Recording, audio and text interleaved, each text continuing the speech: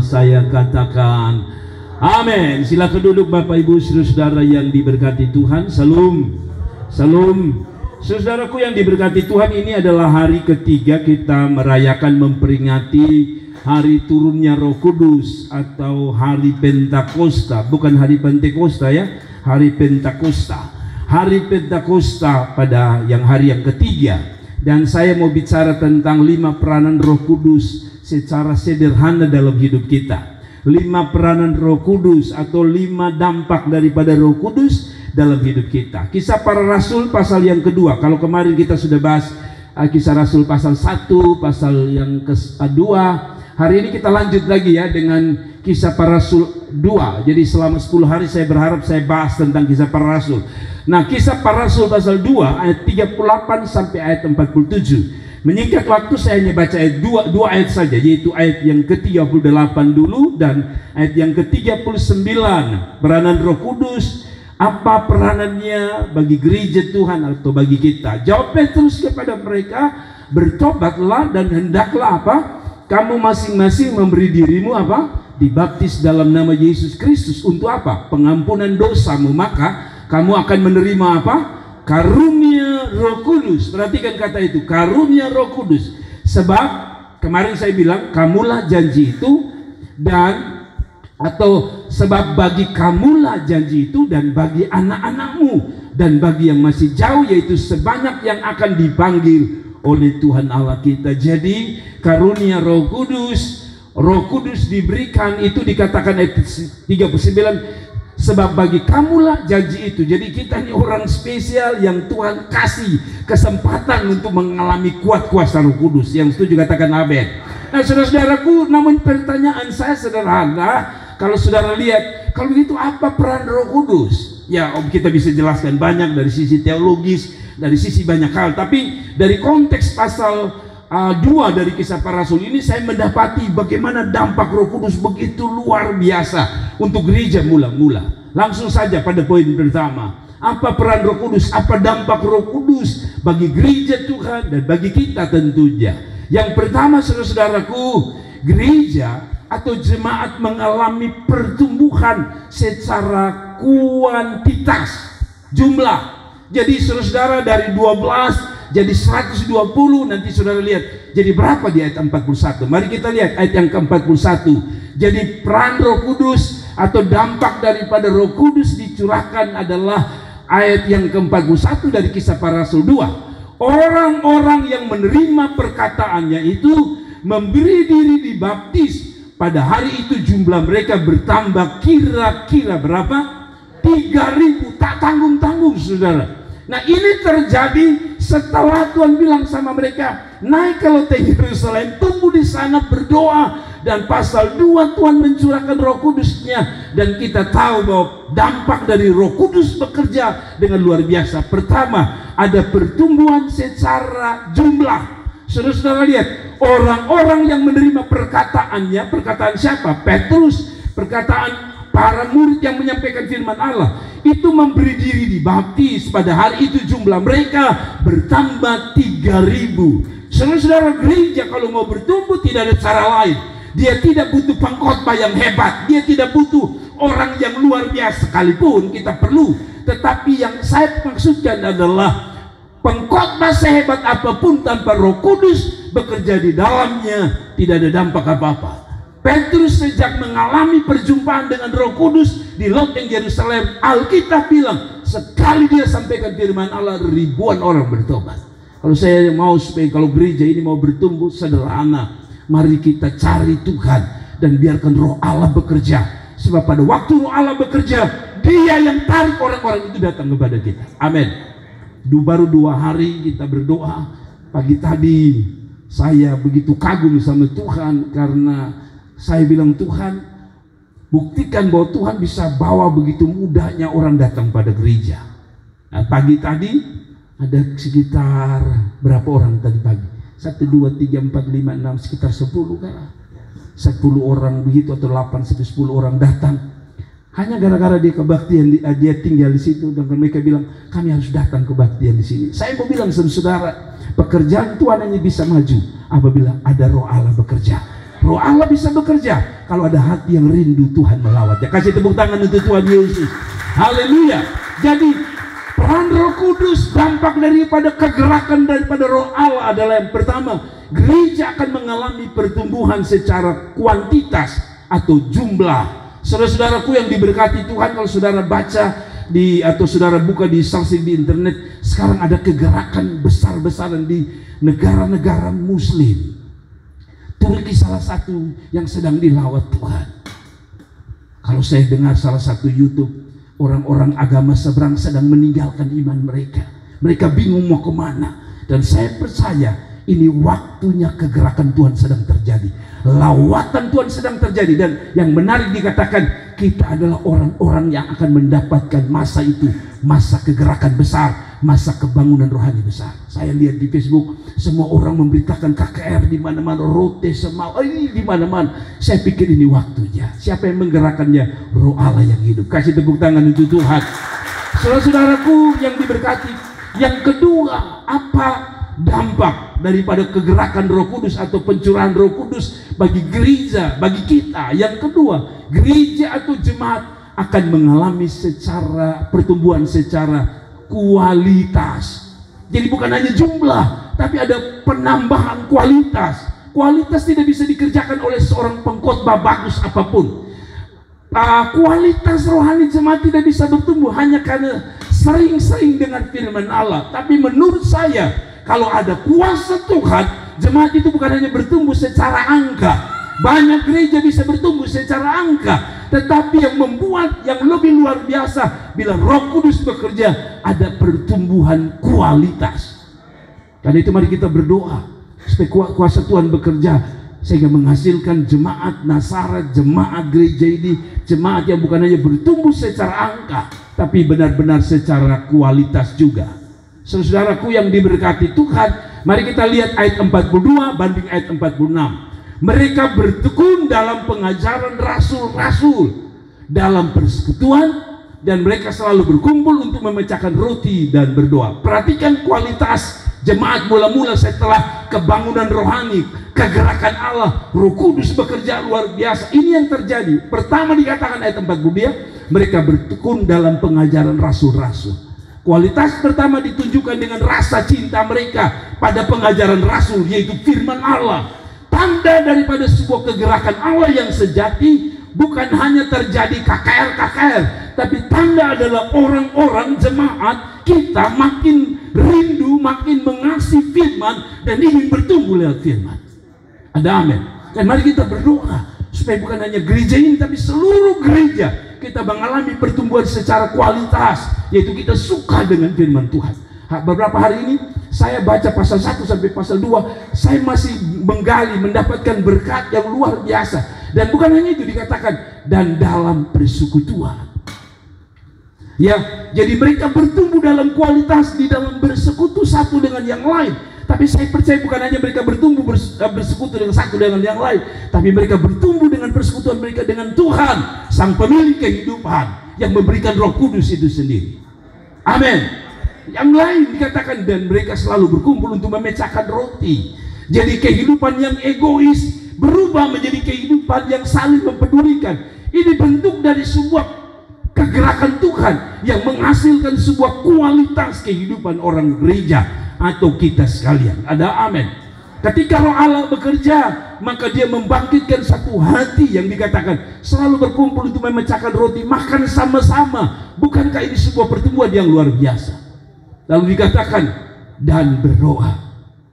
Tanda orang mengalami kegerakan, tanda orang mengalami curahan Roh Kudus, dia makin suka dengan firman dan dia makin suka dengan berdoa.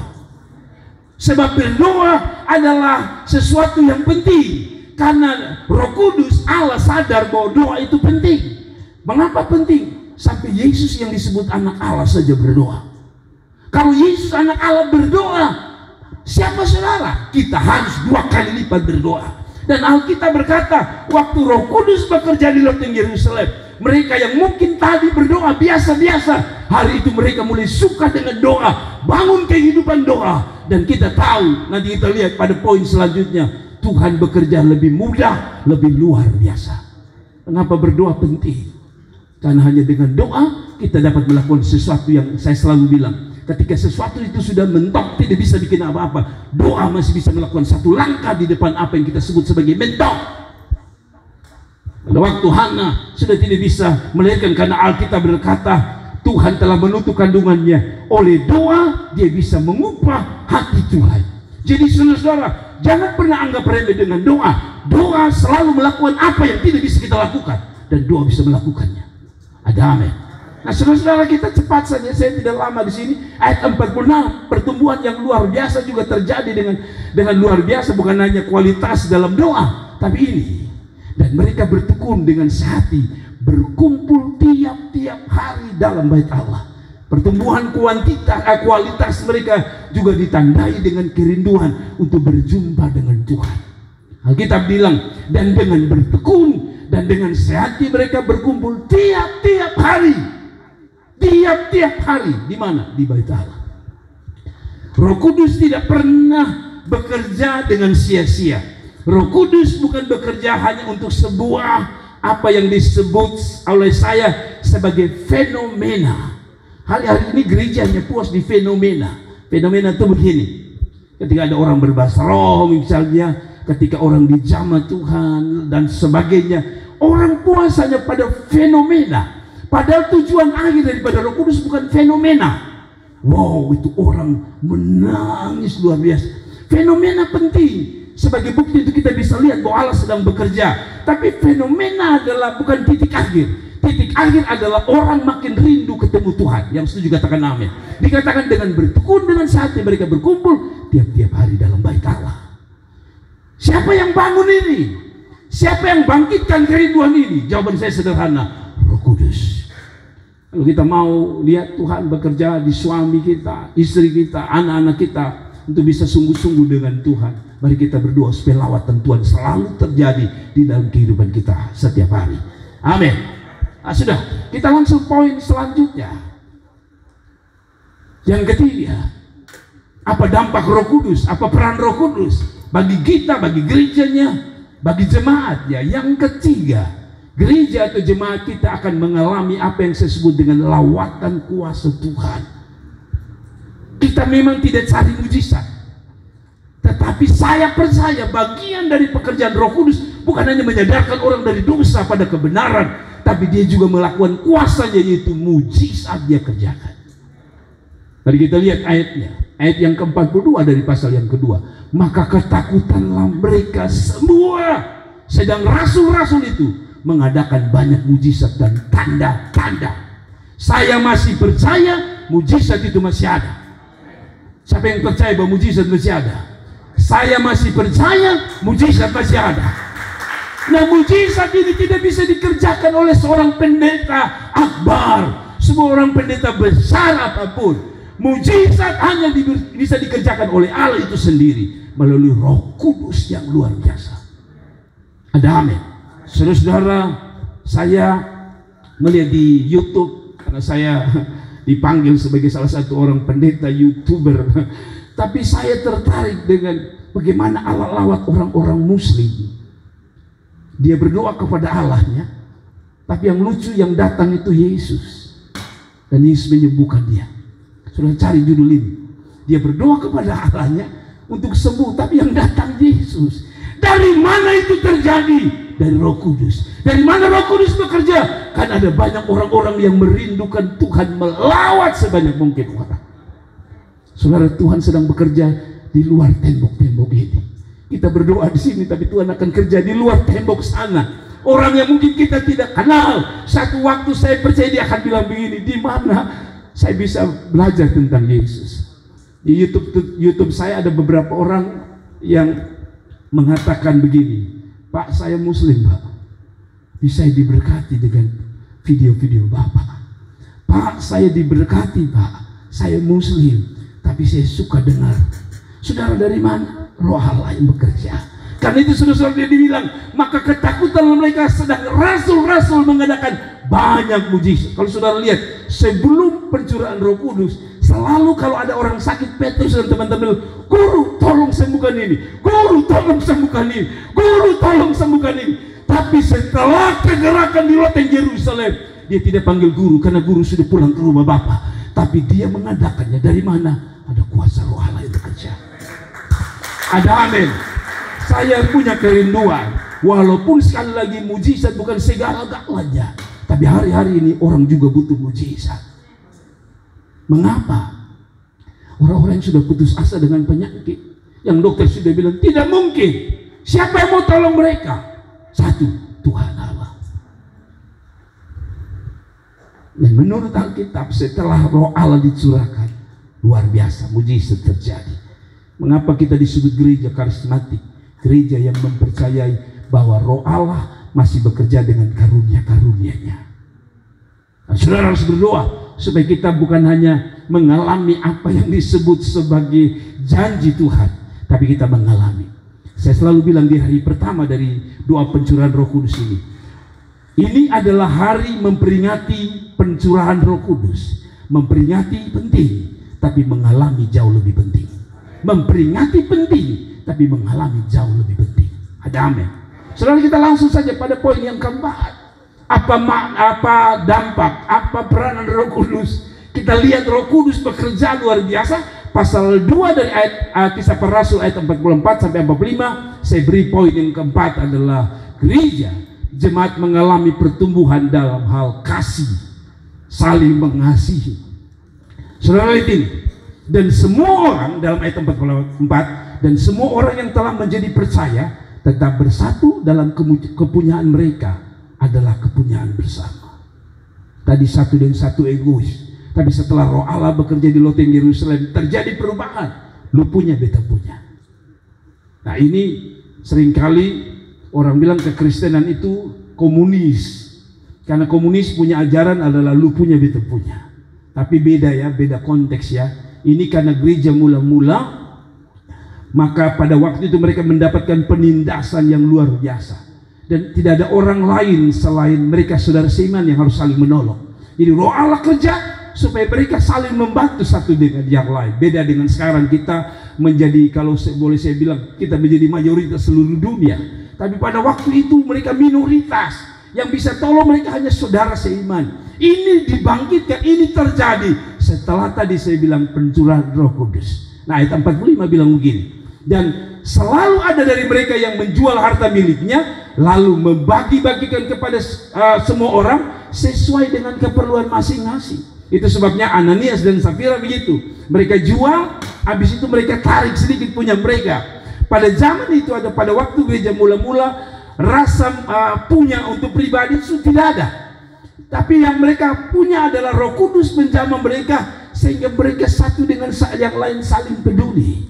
Ayat 45 tadi dikatakan bahwa dan selalu ada dari mereka yang menjual harta miliknya lalu membagi-bagikan kepada semua orang sesuai dengan keperluan masing. Saya tidak bilang begini, saudara pulang ke rumah lalu jual rumah lalu bilang Roh Kudus sudah kerja. Saya jual rumah, saya mau bagi Bapak Gembala sedikit, jemaat sedikit, biar saya tinggal di jalan, yang penting kita bagi-bagi. Bukan itu maksudnya. Tapi sebenarnya ada satu prinsip yang utama, bahwa mereka mengalami sebuah perubahan, yaitu pertumbuhan di dalam hal kasih kepada sesama, peka kepada sesama. Itu sebabnya saya selalu bilang, kalau saudara punya motor, pulang kebaktian, lihat kalau ada yang berdiri di jalan bilang, lu pulang dari siapa? Oh tidak, tidak ada. Bilang sama dia, oh tunggu, nanti beta antar lu. Itu tanda orang Roh Kudus bekerja dalam hati, bukan lari lewat. Orang lu mau tidur di jalan kuat, tidak bisa. Makanya saya selalu bilang ke beberapa orang, ingat ya, kalau pergi tunggu di oto di depan tidak ada, pulang.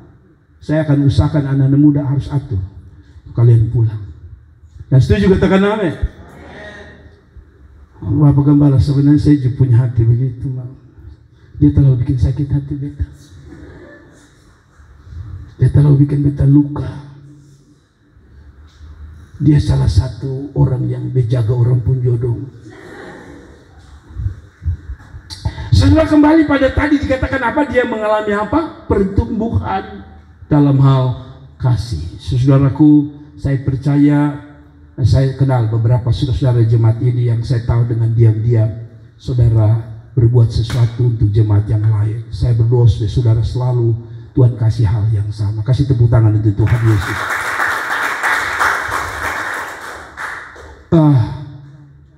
Saya pikir betul Roh Allah ini kalau kerja itu ada saja cara Tuhan untuk memberkati kita ya. Amin.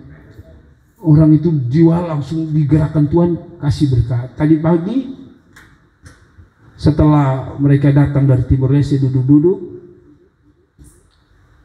lalu pulang saya lihat Pak Yos tiba-tiba ke sana. Saya pikir apakah Pak Yos akan dipanggil kerja orang kedua di Ayudhya? Tidak. Pak Yos pulang bilang begini. Saya tanya Pak Yos, dia bikin apa? Dong ambil apa namanya RW kah? Oh tidak apa-apa. Oh bikin apa dong panggil? Oh tidak apa-apa. Dia tanya, tamborin itu butuh baju kah? Langsung Pak Yos bilang, oh butuh. Nah tanya itu warna apa? Kalau Roh Kudus kerja itu berkat itu gampang. Kasih tepuk tangan begitu. Hanya sayang dia tidak tanya, Sinyas itu baju mau warna apa? Mungkin tamborin yang kuat lebih banyak doa. Musik harus kuat lebih doa lebih banyak lagi. Supaya kalau ada pengusaha masuk, dia tanya, kenapa drum pembahas kaki mulai bunyi tidak jelas? Tapi sudahlah, kita poin terakhir lalu kita akan berdoa. Saudara yang kelima, yang terakhir, yang luar biasa ini, saudara. Gereja mula-mula setelah kebangun rohani, setelah mengalami Roh Kudus bekerja, dicurahkannya Roh Kudus. Saya perhatikan ayat 47, yaitu gereja jemaat menjadi kesaksian, menjadi berkat bagi banyak orang. Saudara lihat ayat 47, saudara lihat ini. Sambil memuji Allah. Siapa yang memuji Allah? Para murid dan orang-orang yang mengalami kuasa Roh Kudus itu. Lalu dikatakan, dan mereka disukai semua orang.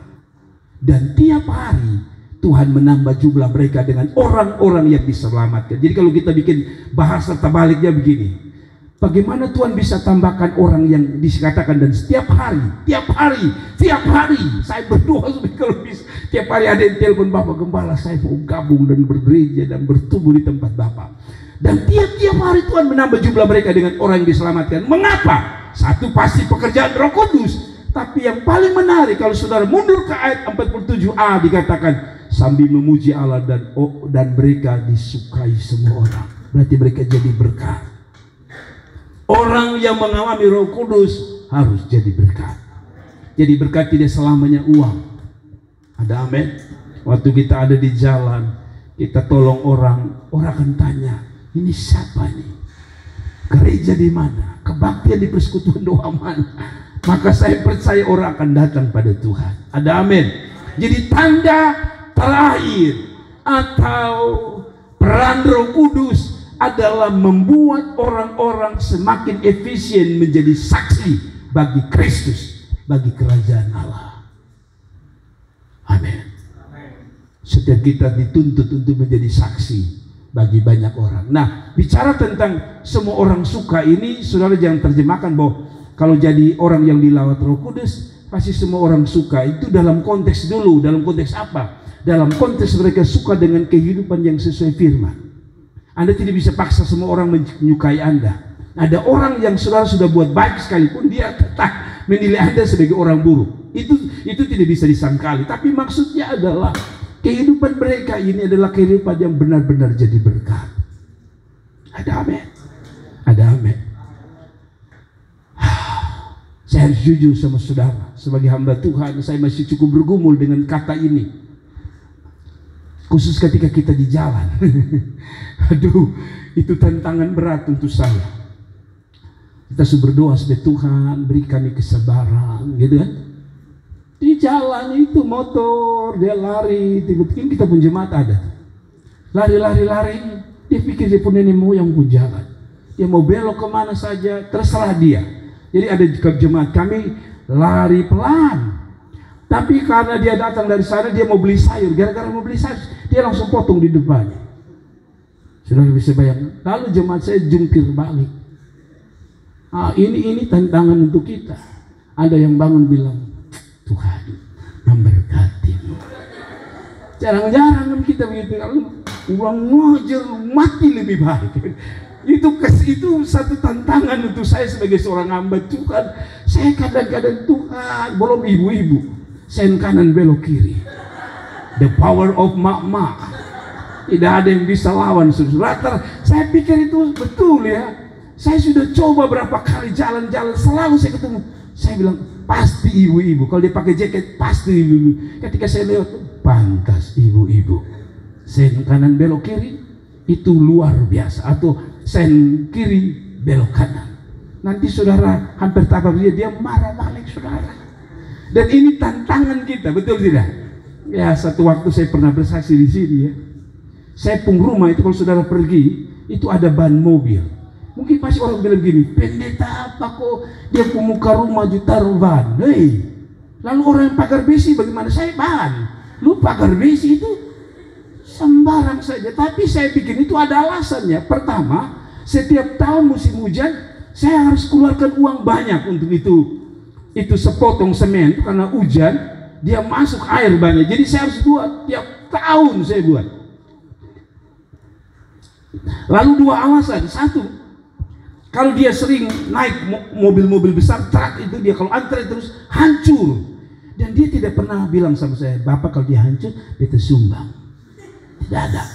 Yang kedua, saudara yang menjadi tantangan saya, ini anak-anak saya tahu, kita sudah duduk di situ. Orang putar itu, kita ada di situ. Tidak permisi. Daripada saya berdosa, saya taruh ban. Namun satu waktu saya taruh ban juga masih ada yang putar. Tidak minta izin putar. Saya masih manusia. Pas di antrean saya pukul di mobil belakang. Woi, izin sedikit. Dari mobil begini, Pak Pendeta selamat pagi, maaf banyak orang. Wah, betapa malunya saya pikir ini siapa suka kenal Pendeta lagi. Saya kalau dia bilang, Om permisi, ini dia langsung sebut Pak Pendeta, maaf oh. Saya langsung bilang, aduh siapa ya?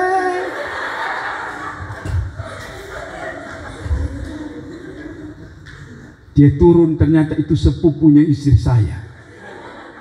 Saya bilang, Aci minta maaf Aci. Kalau muka saya bisa taruh sini, saya pun kaki saya taruh. Malunya minta ampun. Saudara, kita semua bergumul dengan hal-hal sepele begini. Ya, saya pernah juga terbalik. Saya pas mau marah, saya tahan sedikit. Pas dia keluar dari mobil juga saya kenal, dia kenal saya. Saya dalam hati puji Tuhan. Tadi kalau sampai saya marah, mati sudah bilang. Pendetanya khotbah bagus semua, kacau-kacau juga ya. Setiap kita bergumul dengan hal ini, tapi biar Roh Kudus bekerja, kita mungkin menjadi saksi bagi hormat, bagi kemuliaan nama Tuhan. Tuhan memberkati kita sekalian. Mari kita bangkit berdiri dan kita berdoa.